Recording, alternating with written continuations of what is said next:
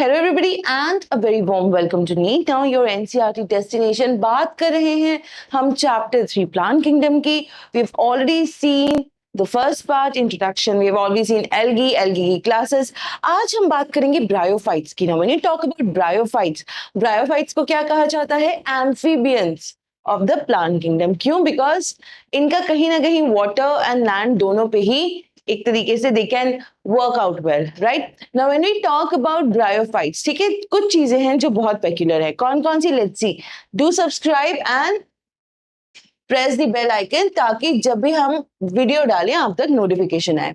Now bryophytes include the various mosses and liverworts that are found commonly growing in moist shaded areas in the hill. Like we said कि ये जो है आपके कहीं ना कहीं एम्फीबियंस हैं, ठीक है, तो वाटर इनको चाहिए होगा। अब ये मॉइस्ट कहा गया है ना word, moist shaded areas in the हिल, यानी कि ऐसे एरियाज जहां पे धूप बहुत तेज नहीं है और हल्का सा मॉइस्चर भी है। Bryophytes are also called amphibians of the plant kingdom because these plants can live in soil but are dependent on water for sexual reproduction, and sexual reproduction in any organism is very important, right? So यहाँ पे ये जो है आपके रह तो सकते हैं आपके लैंड पे, लेकिन वाटर के बिना इनमें सेक्सुअल रिप्रोडक्शन नहीं देखा जाएगा। They usually occur in damp, humid and shaded localities, do not want much of sunlight. बहुत ज्यादा सनलाइट नहीं चाहिए हमको थोड़ा डार्क एरिया चाहिए, थोड़ा मॉइस्ट एरिया चाहिए, so that you can see कि जैसे जैसे हम अभी आपको देखेंगे आगे चल के, यहाँ पे दो चीजें हैं, धूप कम और मॉइस्चर। एम्फीबियंस सबसे मेन इंपॉर्टेंट चीज है वाटर, तो हर जगह उनको डैम्प, आपने देखा होगा ना ऐसी जगह पे जो डैम्प होती हैं, मॉइस्ट होती हैं, शेडेड होती हैं, यहाँ पे वाटर जो होता है आपका प्रेजेंट होता ही है। सो ये जो वाटर है या ये जो मॉइस्चर है, इसके थ्रू कहीं ना कहीं इनका सेक्सुअल रिप्रोडक्शन जो है वो थोड़ा सा यू कैन से कि पुश होता है। They play an important role in plant succession on bare rocks or soil. When we will see ecosystem, ठीक है, जब हम इकोसिस्टम देखेंगे तब आप ये देखोगे कि जब कोई बैरन लैंड होता है, बैरन यानी यहाँ पे कोई कभी कुछ उगा ही नहीं है, तो ब्रायोफाइट्स, मॉसेस एंड फर्न्स होते हैं जो उसको स्टार्ट करते हैं इनहैबिट करना, और वहां से आपका सक्सेशन यानी कि छोटे छोटे प्लांट्स, हर्ब्स, श्रब्स, ट्रीज, ये सब चीजें स्टार्ट होती हैं। तो इकोसिस्टम में जब हम आएंगे तब हम पढ़ेंगे कि इनका इंपॉर्टेंट रोल क्या है। The plant body of bryophytes is more differentiated than that of algae. Algae से थोड़ा सा ये advanced है। यहाँ पे आपको कुछ चीजें देखने को मिलेगी। Algae क्या था? Algae was just a thallus. Thallophyta इसलिए नाम दिया था। Bryophytes में आपको कुछ चीजें जो हैं समझ में आने लगेंगी। अगर मैं आपको बताऊं ना, आपको लगेगा कि हाँ ये छोटा सा हर्ब टाइप का कोई प्लांट है। It is thallus-like and prostrate or erect and attached to the substratum by unicellular or multicellular rhizoids. Rhizoids root-like structure, ठीक है? तो यहाँ पे कह रहे हैं thallus-like है, हाँ thallus-like है, but better than algae, ठीक है? उससे जो आपका substratum है, यानी कि जहां पे वो attached है, unicellular या multicellular rhizoids हैं, thread-like structure, ठीक है? They lack true roots, stem or leaves. They may possess root-like, leaf-like or stem-like structures. हालांकि इनमें roots, stem, leaves proper नहीं है, but उनसे मिलते जुलते structures हैं, ठीक है?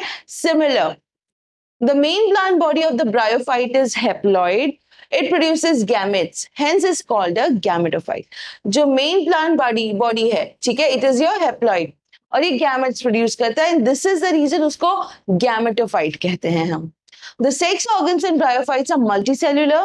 The male sex organ is called antheridium.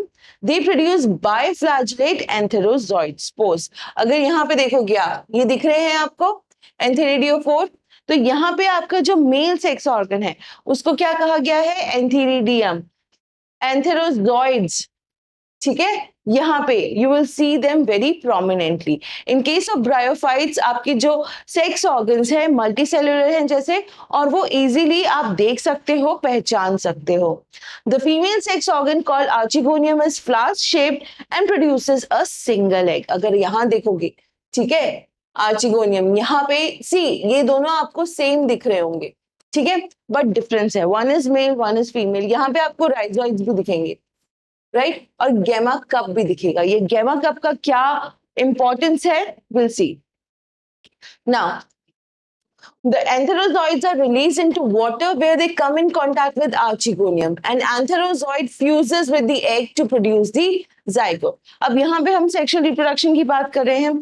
होता क्या है कि आपका वैसे तो जो है आपका bryophyte it is present on land, ठीक है, it might be present in water also, but antherozoids जो आपके मेल सेक्स ऑर्गन से आ रहे हैं वहां पे आपके एंथेरोजॉइड्स रिलीज होंगे। Now they will through water come in contact with the female part, ठीक है, और वहां पे हमें पता है कि एक ही वहां पे एग है आपका, तो उस एग को वो फर्टिलाइज करेंगे एंड जाइगोट की फॉर्मेशन होगी। Zygote do not undergo reduction division immediately, यानी कि यहाँ पे आपका meiosis तुरंत नहीं हो रहा है। They produce a multicellular body called a sporophyte, ठीक है। अगर आप यहाँ देखोगे ये पोर्शन जो है आपका, ठीक है, ये कैप्सूल सेटा लीव्स के ऊपर, ये पहले ये बनाते हैं, जाइगोट बन गया, जाइगोट के बाद मियोसिस डायरेक्टली नहीं हो रहा है, वहां पे एक छोटा सा अलग सा पोर्शन नोन एज स्पोरोफाइट की फॉर्मेशन है before meiosis.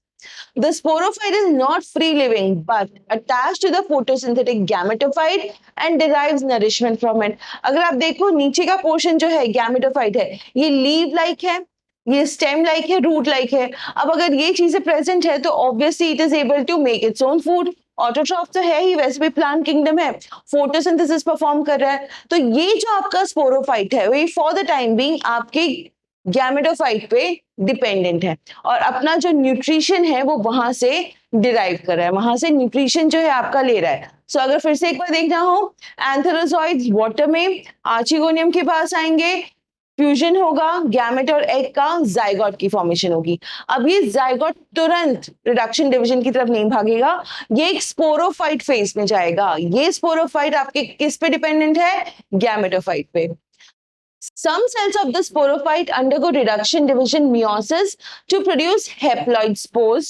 These spores germinate to produce gametophyte। यानी कि ये जो है आपका, ठीक है, ये portion, now this portion will undergo meiosis, इससे spores form होंगे, वो spores आपके haploid हैं।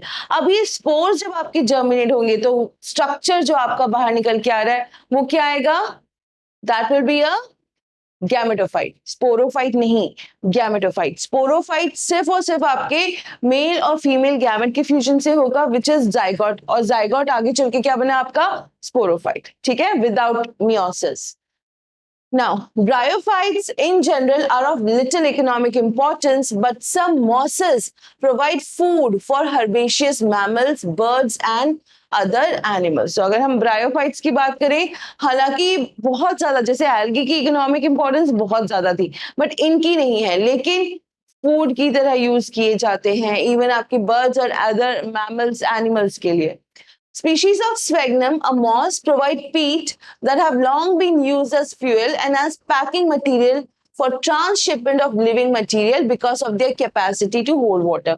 अच्छा, अभी जो स्फेगनम होती है, ठीक है, कहीं ना कहीं वो बहुत ज्यादा वाटर होल्ड कर सकती है। अब कोई भी चीज जो वाटर होल्ड कर सकती है उसको हम इस यूज में ला सकते हैं कि आपका कोई ऐसी चीज है जिसको कॉन्स्टेंटली एक फ्लूइड चाहिए, कॉन्स्टेंटली एक सराउंडिंग मीडिया चाहिए जिससे वो हमेशा फ्रेश बनी रहे।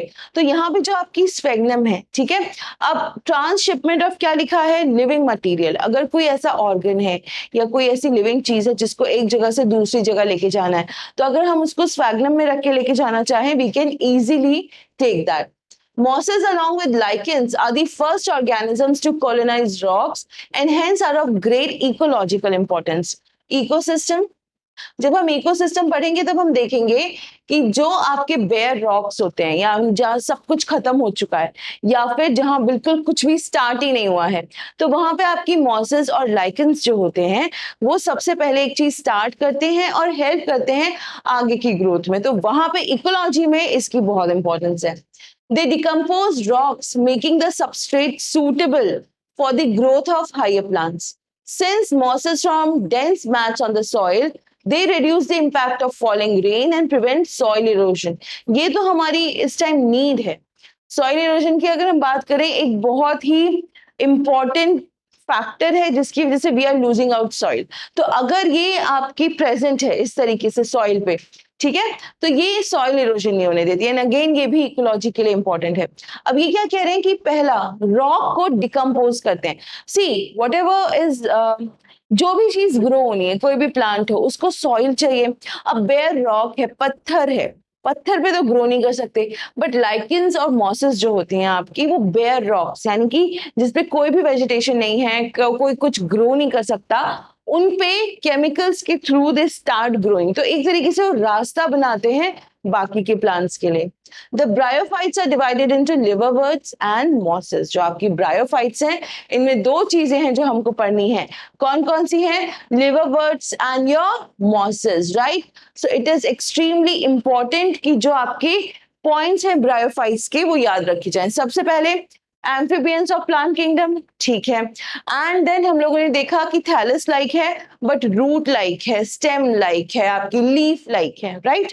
देन सेक्शुअल रिप्रोडक्शन वाटर में होता है। एंथेरोजॉइड्स जो है वो वाटर में रिलीज किए जाएंगे, आर्चिगोनियम तक आएंगे, राइट। आर्चिगोनियम फ्लास्क शेप है, एक एग रिलीज होगा वहां से, ये फर्टिलाइजेशन होगा, जाइगोट की फॉर्मेशन होगी।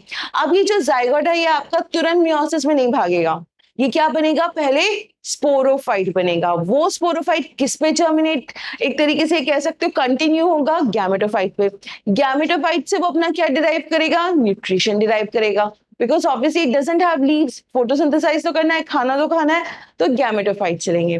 आफ्टर सम टाइम ये जो स्पोरोफाइट है आपका, ये कुछ स्पोर की फॉर्मेशन करेगा, हैप्लॉइड स्पोर्स होंगे, ठीक है। अब ये स्पोर्स जब जर्मिनेट होंगे आपके, then they will give rise to gametophyte. तो स्पोरोफाइट, गैमेटोफाइट, फिर गैमेटोफाइट, ये चीज जो है आपकी चलती जाएगी, ठीक है। इकोनॉमिक इंपॉर्टेंस में अगर हम बात करें, खाने के लिए यूज होते हैं, transshipment of living material. Ecology important में पहला है आपका कि बेयर रॉक्स को कोलोनाइज करने में, और दूसरा है आपका सॉइल इरोजन प्रिवेंट करने में, ठीक है। चलिए, now next is your proper तरीके से वी कैन से कि जो हमको लिवरवर्ट्स और मॉसेस देखने हैं, will be seeing them, but will continue with them in the next lecture. आज का लेक्चर आई होप आपको समझ में आया होगा, बहुत छोटा सा, just an introduction about your bryophytes. अगर कोई भी प्रॉब्लम है कमेंट करिए, टॉपिक बताइए, चैप्टर बताइए, will be more than happy to help you out with that. And इसी को कंटिन्यू करते हुए will slowly do all the chapters so that आपका बायो प्रिपेयर हो जाए, ठीक है। कोई क्वेश्चन है, कुछ भी है, do let us know in the comments, ठीक है।